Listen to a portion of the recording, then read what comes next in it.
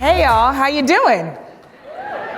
Okay, so if I ask you how you're doing and I get a I don't believe you. How you doing? It's a nice, cool day in Dallas, Texas. What's there to complain about? It's so fantastic to be with you all. I'm thrilled to be here. This is my first time at Talent Connect, but I know that I've got some big shoes to fill because there are exciting speakers happening right now and all throughout the next few days. So I'm really, really humbled and honored that you chose to have this conversation with me on confidence. So that picture right there was when I gave my very first official TED Talk at the TED Conference in Vancouver this past April. And I followed a guy who helped discover a new part of a new galaxy.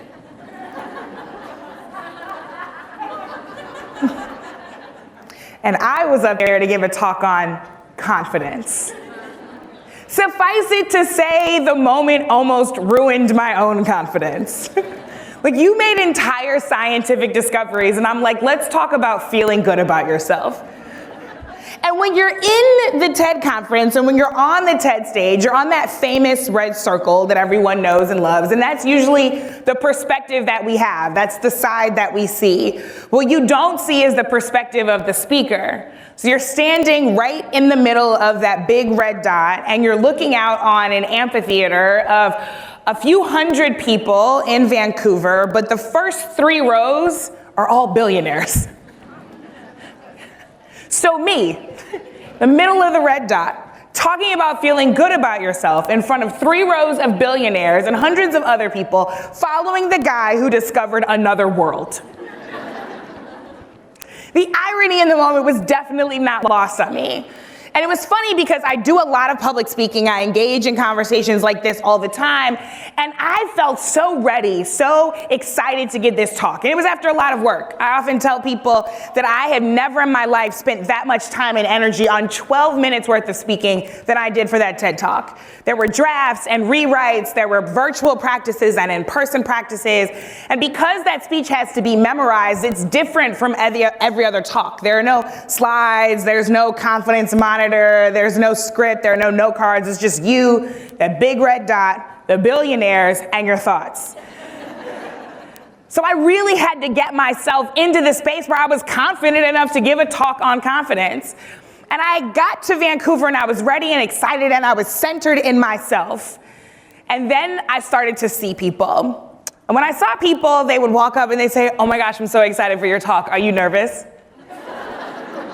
Oh my gosh, I cannot wait to hear you. Are you really scared?" Thank you for that. It's really helping me not be scared to hear how scared you expect me to be. And I realized that other people's anxieties were gonna start to jump off on me, so I quarantined myself. I literally told all my friends who were at the conference, I'm going to sit in my hotel room. If I'm not practicing, then I'm working. If I'm not working, then I'm eating. If I'm not eating, then I'm sleeping. The only times I came out of the room, I literally had on my giant over-the-ear noise-stopping headphones so that people would know not to talk to me. Because I did not want anybody else's anxieties to become my own. I had done so much work to recenter myself and get ready to talk about confidence confidently that I had to make sure that nothing else got in my way. Now, I did that quarantining thing and it was thankfully successful because when I stepped out on that red dot and I hit my first mark and I said my first sentence, I said, okay, I'm in the pocket, right? And when I got ready for that moment, I had a couple of wardrobe options because I like clothes, what girl doesn't? I wanted to make sure that I felt my best when I walked up there, and I had narrowed it down to 2 options. One was a black dress, and one was a pink power pantsuit. I wore the pink power pantsuit. Because I figured if I looked confident, then I could convince you that I am confident, and I had the credibility to have a conversation on confidence. Because if I could look good, I would feel good, and sure enough, I did. But again, the irony is not lost on me that I got up in front of people to have a conversation on confidence and my own confidence was in crisis. It turned out that when the speech was over and we released the talk a few months later, 1 million people watched it in the first week alone. We've had nearly thank you.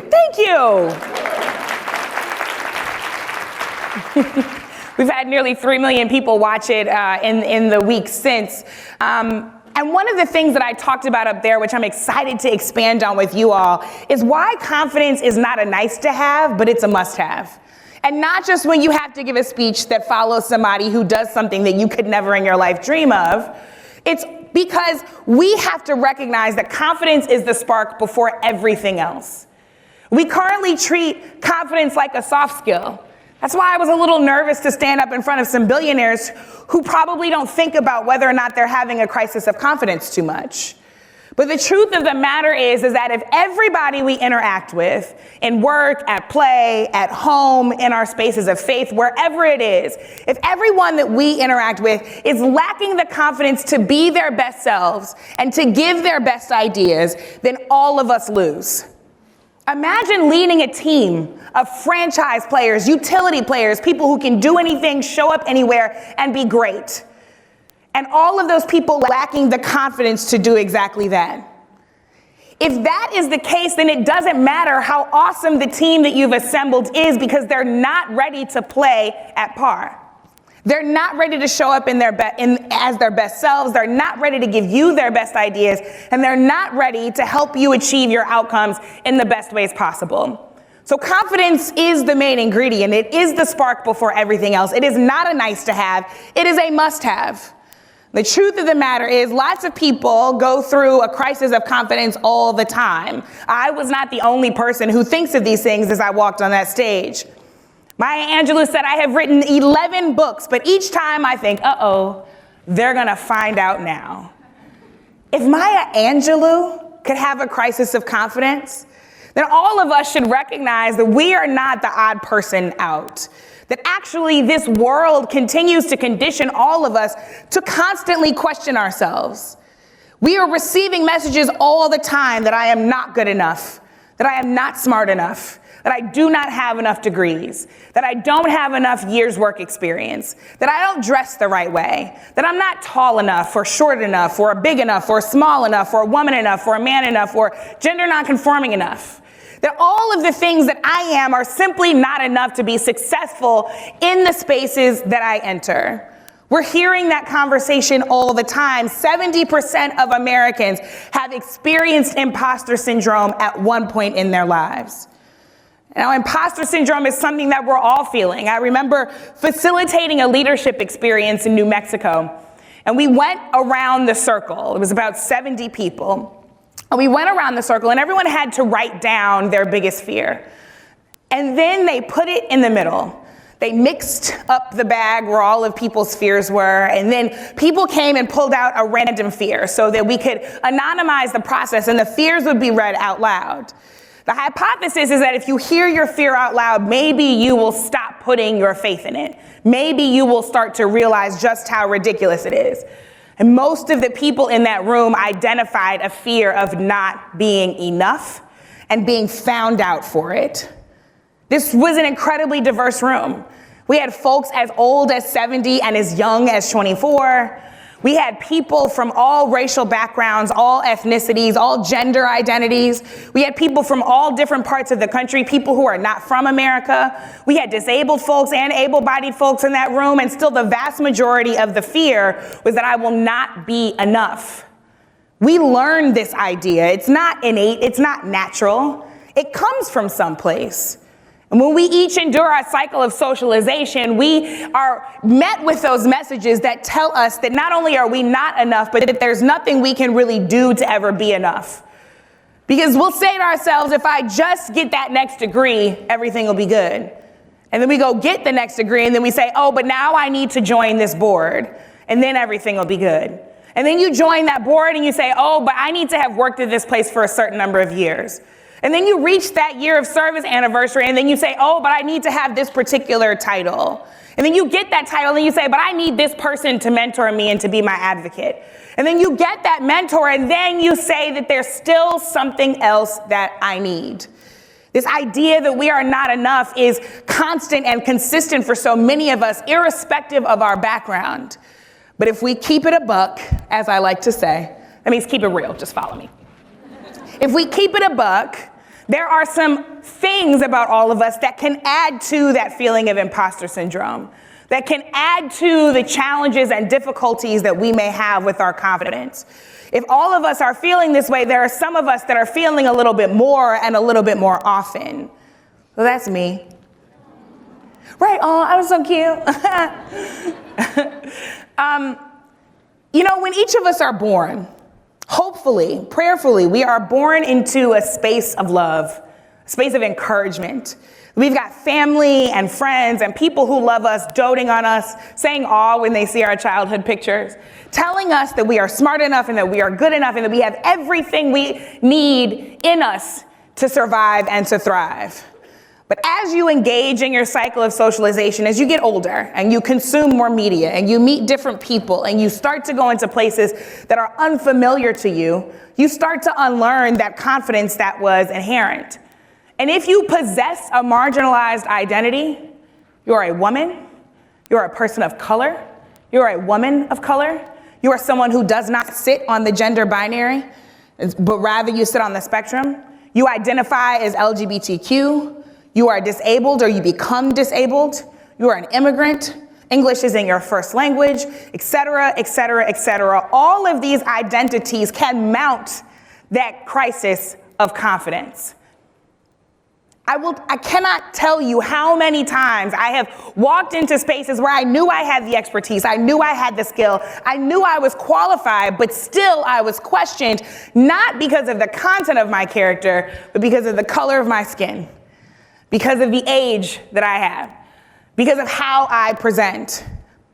I walked into a meeting with the university dean when I was an executive director of an education program in my hometown of St. Louis. And when I did, I was excited to talk to her about how we could start retraining our teachers to be even more effective in the classroom. This university partner was absolutely essential to our effectiveness in the community.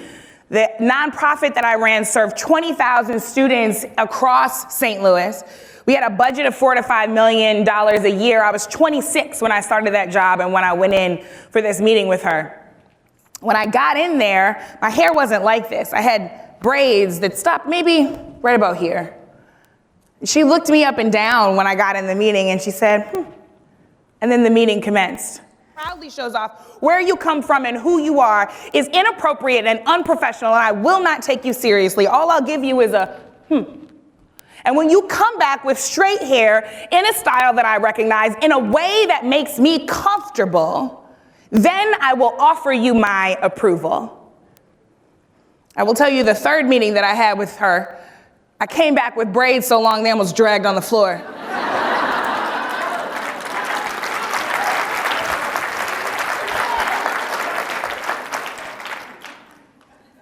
But this story is constant. It is consistent for so many of us. For some of us, it is our hair. For some of us, it is how we dress. For some of us, it's the language that we use and the fact that we don't maybe know all of the jargon of the industry quite yet. For some of us, it's the fact that we're coming in a wheelchair and people feel frustrated by having to accommodate us, even though that's the law.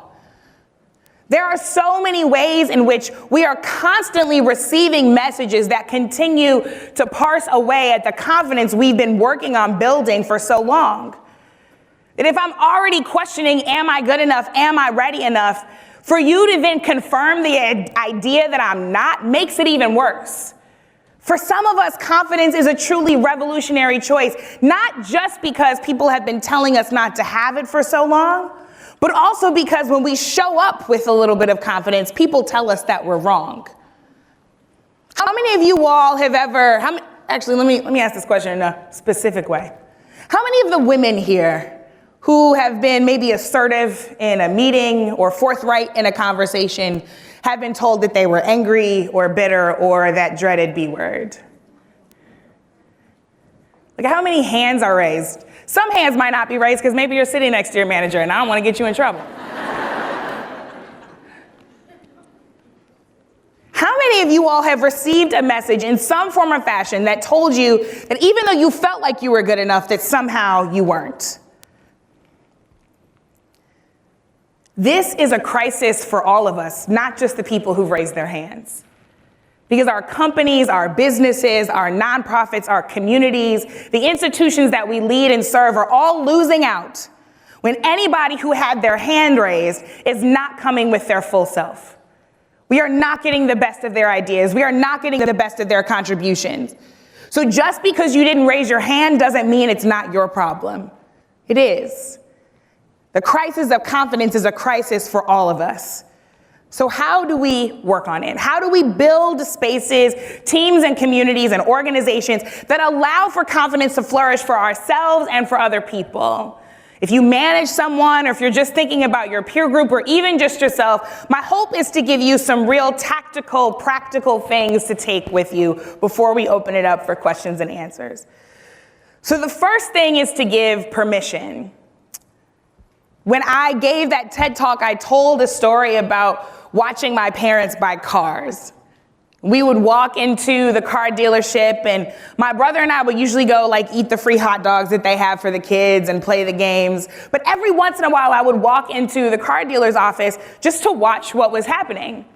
And every single time I would see the same thing play out. My parents would walk in, they would browse, they would pick a model that they liked, and they'd go sit with the car dealer. The car dealer usually was a man. This is the late 80s, early 90s in St. Louis, Missouri.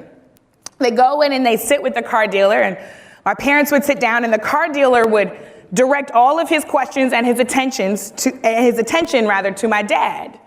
My dad would just chuckle, because they would start talking and start wheeling and dealing and start talking numbers, and my dad would sit there quietly, and when it was time to answer the question, he would look at my mom. And he'd say, hey, this is who you need to deal with. My mom was a chief negotiator in our family. And when I tell you that she would negotiate deals that I think had us getting cars at cost, I'm not exaggerating. We were walking out with some of the best deals I've ever seen, still to this day. She would never be afraid to just get up and walk out and say, thank you for your time.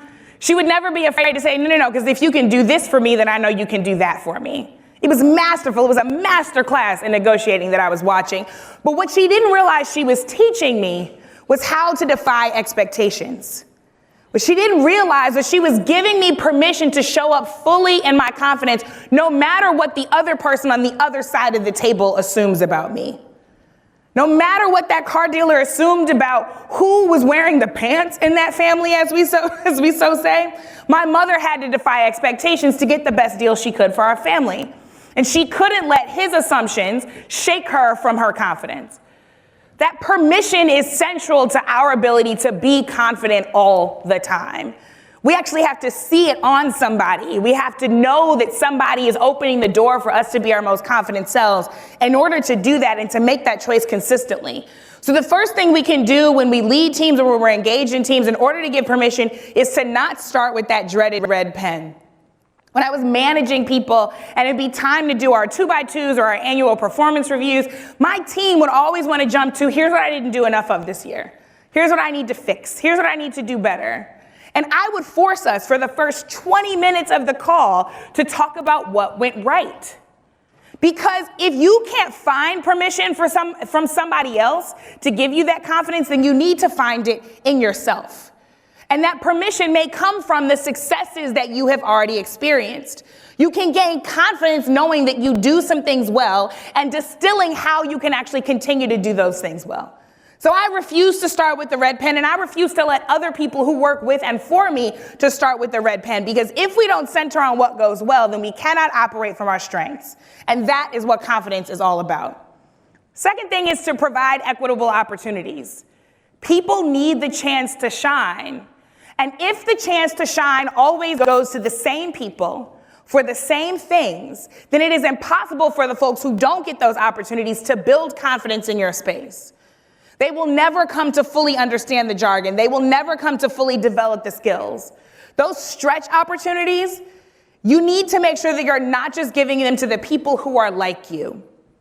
That like me bias, have y'all heard of this? That's actually one of the biggest barriers that we deal with. Not just racial bias, not just gender bias, that like me bias.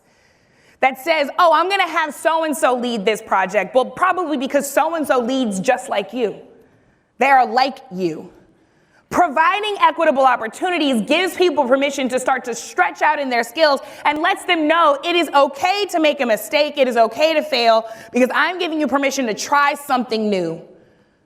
And if somebody experiences that belief in them, they can start to have that belief themselves. The last thing is to share a diversity of models. Now, I used to be a teacher, and one of the very early things that I learned as a teacher was that you have to give young people many different opportunities and ways to demonstrate their knowledge and their mastery of something. So if every test is an essay, then you are always going to have certain kids that don't do well. Because you've only demonstrated one model of success. That the only way that you can communicate being effective and mastering what you know is to write it down.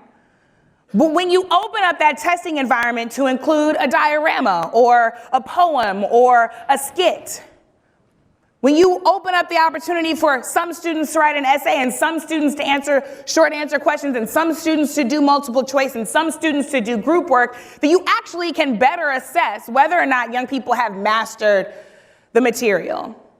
The same goes for our teams. If people do not have diverse models and many, many different ways to demonstrate that they have the skill, then we're asking people to always fit in. They've said the person is not leadership material because they're an introvert. And you can guess who said that. Not moments that hack away at people's confidence. I hate decks.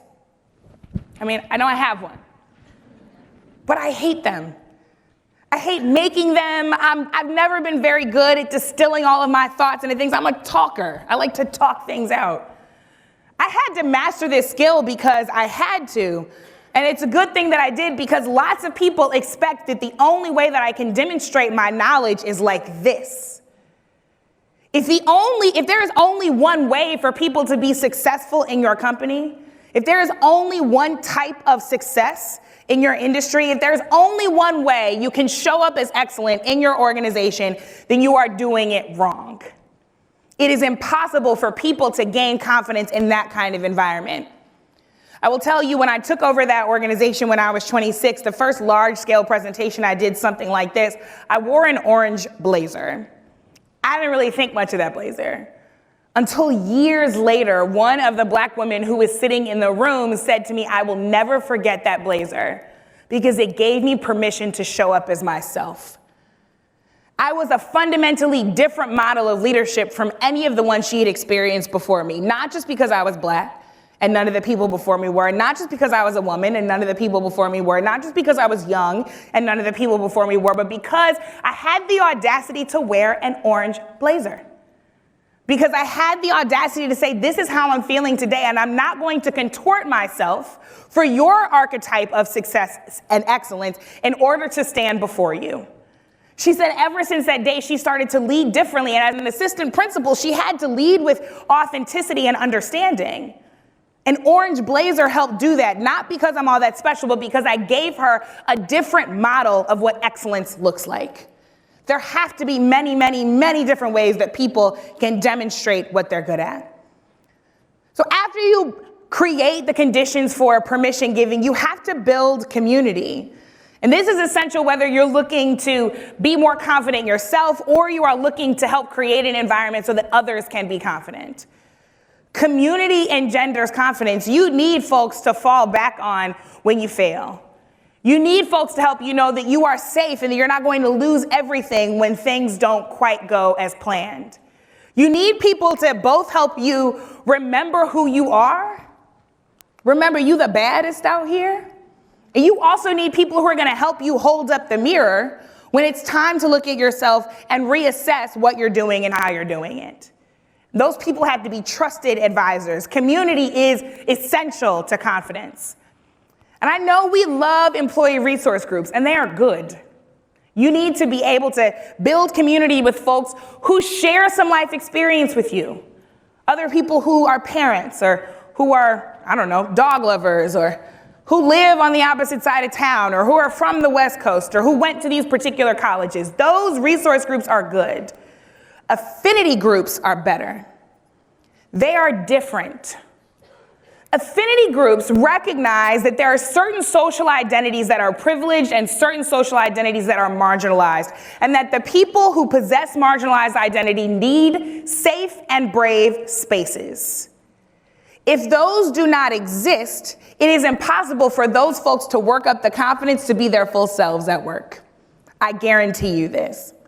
And it is important to recognize that your affinity groups should be focused. They should be focused. I got a question earlier because I had this conversation with some of the attendees from LEAD. I had this conversation earlier because people want to have a really big bucket for diversity. But if you are not clear about what you mean, what you say won't mean anything at all. Sometimes we use diversity so much that it has completely lost its meaning. So here we are in an organization working on educational inequity, which meant that we had to be honest about the fact that there are some priorities that we have to create for our affinity spaces. Why? Because you do not have educational inequity in America without racial inequity and class inequity. So if our affinity spaces are not directly addressing people's racial backgrounds and people's socioeconomic backgrounds, then we are simply not preparing people to solve a problem that was caused by racism and classism. We were unapologetic about that focus, about that priority. We also recognize that there are 3 other ways in which young people in classrooms are dealing with clear inequities. One is the line of immigration. Another is sexual orientation and gender identity, and the other is disability. So those 5 focus areas are clear for us. They're a priority area for us, and everybody that works with us understands why those affinity spaces have more resources, have different attention, have more focus than some of the resource groups that people opt to be into. Those affinity groups matter because if you do not have the space where you can be yourself bravely, where you can practice your confidence before you go out into mixed company, then you're going to lack the skills and the safety to be your most confident self. The last thing, I'm not telling you all anything that you don't know. Bosses have to be vulnerable too. And all of the teams that I've led, they've gotten to know me not just through my successes, not through my confidence necessarily, but through all of the things that I've gotten wrong to help them have permission to get things wrong too. For all of the things that I didn't know then, but I know better now, so that they can see me as a part of their community, not sitting in a seat of judgment, but sitting in a seat of support. Lastly, be curious. I told this story in my TED Talk. I hosted an event when I was a fairly young staffer at my organization, this time on the national team, and the event was terrible. Like, think of the worst thing you've ever done at work and then subtract 10. That's how bad my thing was. And the first question that my manager asked me the Monday after the event was, what were your intentions? And I was like, is this Super Soul Sunday? What's going on? But what she was asking me to do was to be curious about what went wrong so that I could learn the lessons for myself and be responsible for my own learning. And she was also showing me, I'm not here to punish you, I'm here to help you grow. Asking people questions instead of giving directives and making accusations works in the workplace just like it works when you're in a Facebook argument. It helps people put down their defenses and engage in their own learning. So the next time when they have to go enact that lesson, it's hard-earned. They're invested in that lesson. It wasn't just handed to them, they learned it themselves. So help people clarify their intentions, and if you've got nobody to do that for you, clarify your own. Invite people into their own learning. We all know that we learn best not when other people give us a lesson, but when we learn it ourselves. And lastly, and this is related to this idea of diversifying your models, audit your measures of success.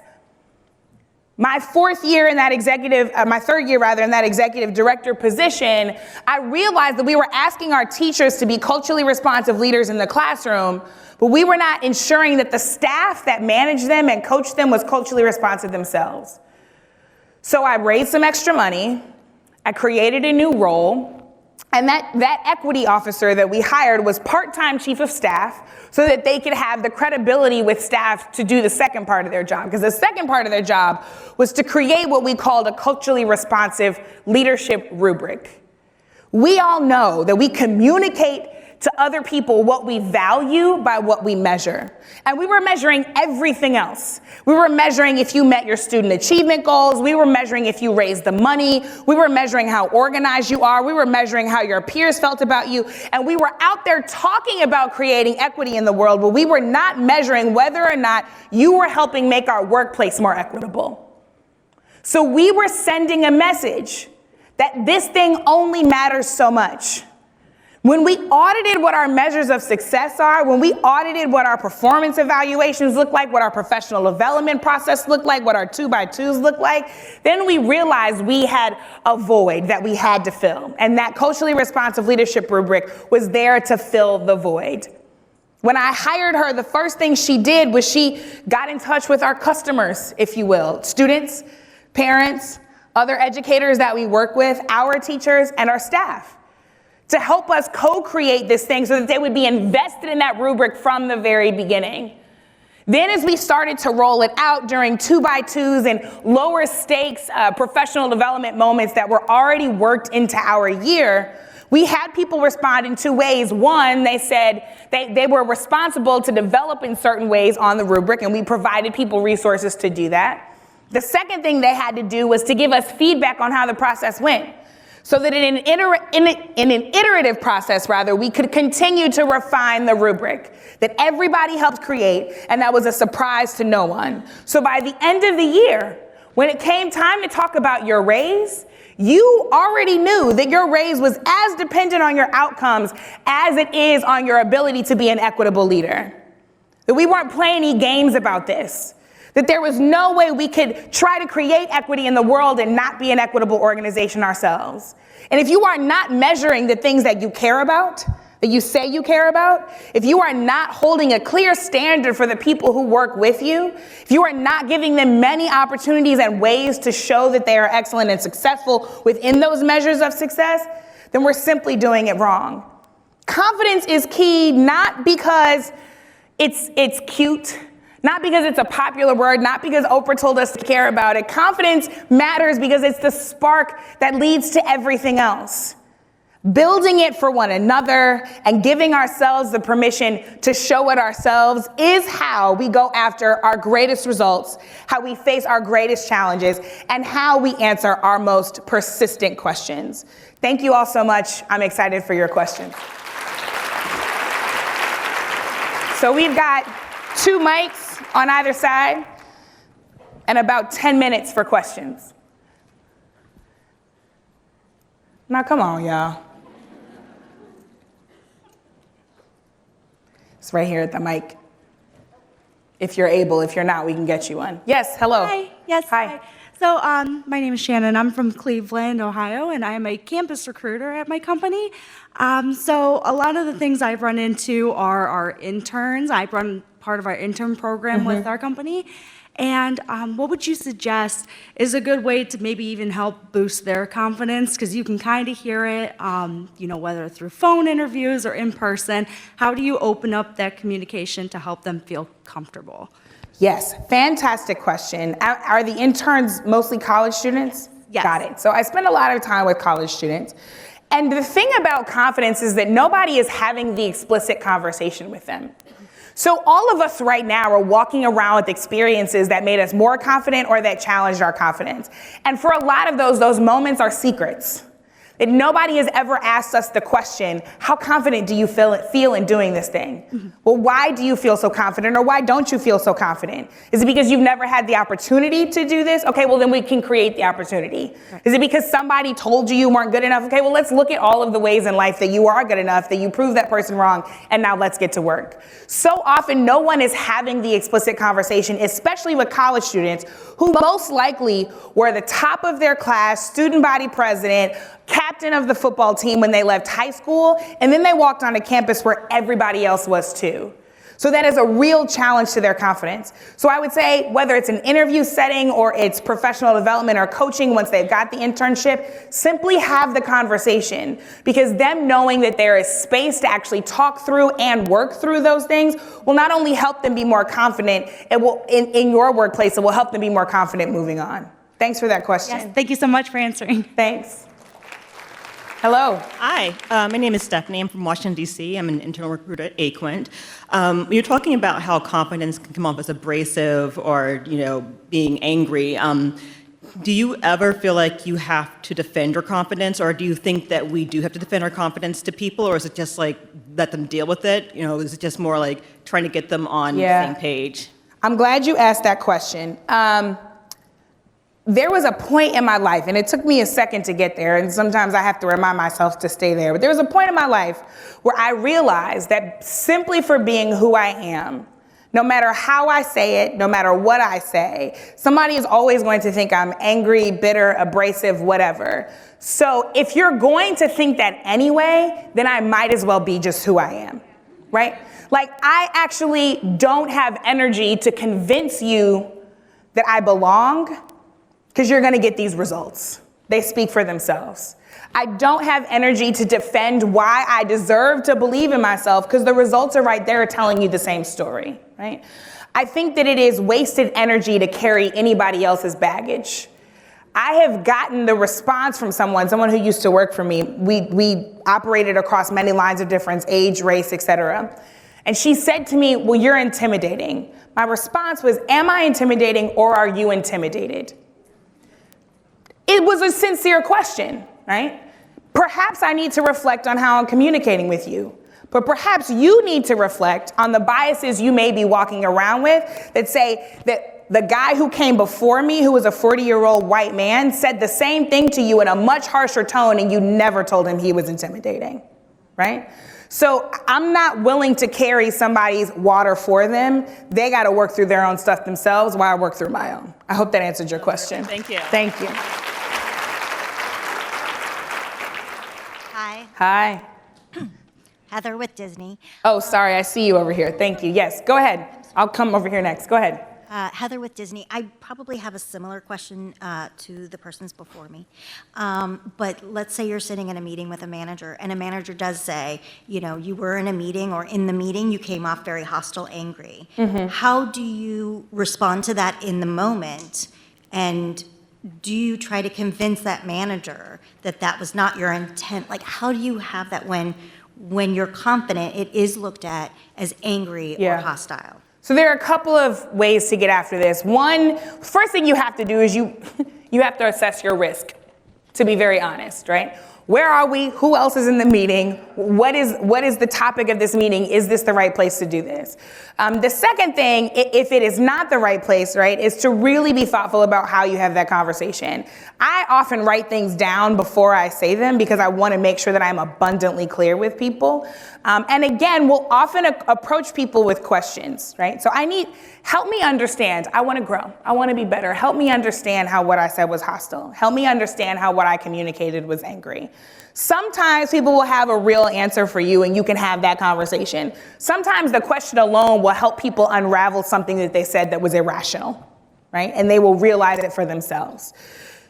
The other thing, and this goes back to building your community, is I have pre-meetings when I know there's going to be a difficult conversation in a meeting. Those pre-meetings consist of the folks in my community, right? My allies, the folks on my team, us walking through all the things that we anticipate that could happen in that meeting so that we are prepared to have the conversation and the proper people are prepared to say what they need to say.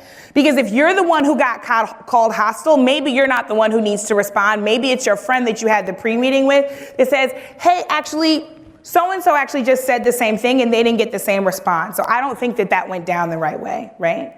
Or when I've seen it happen all the time when people get cut off. I have folks that on certain things that I work on, we're on the same team and I will watch the women get cut off over and over and over again. And there are men who are ready to say, actually, I don't think that Cheryl was done with her point, right?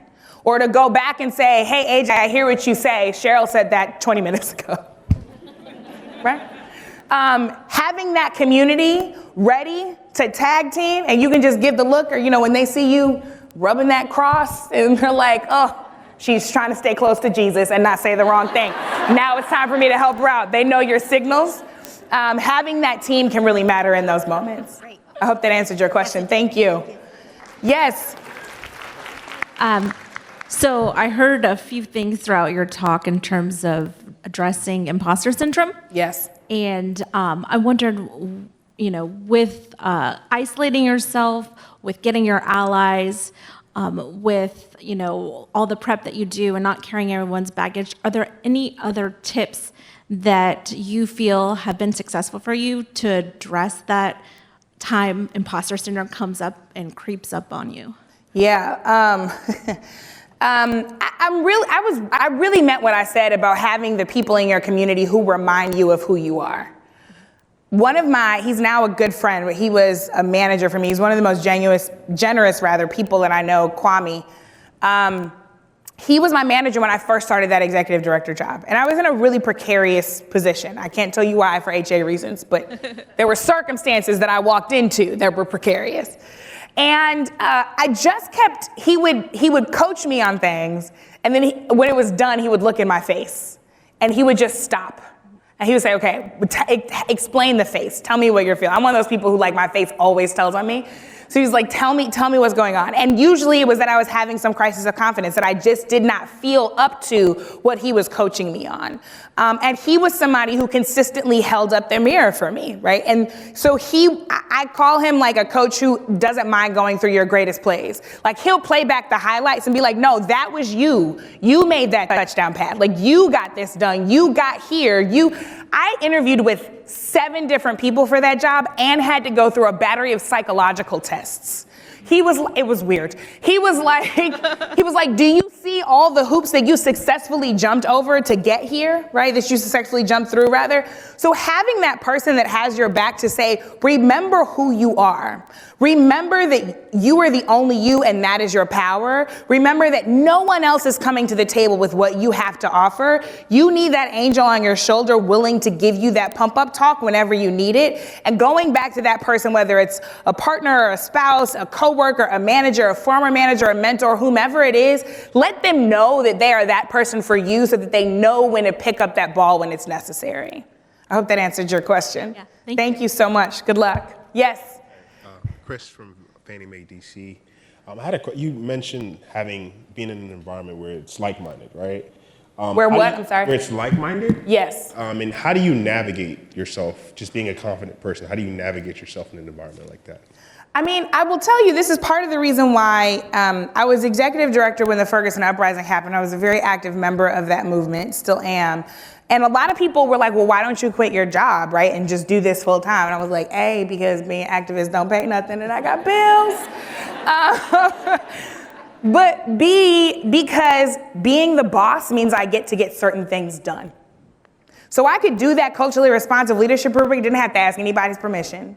I didn't have to worry about anybody paying for it. I didn't have to worry about whether or not it fit somebody's strategic plan because I created the strategic plan.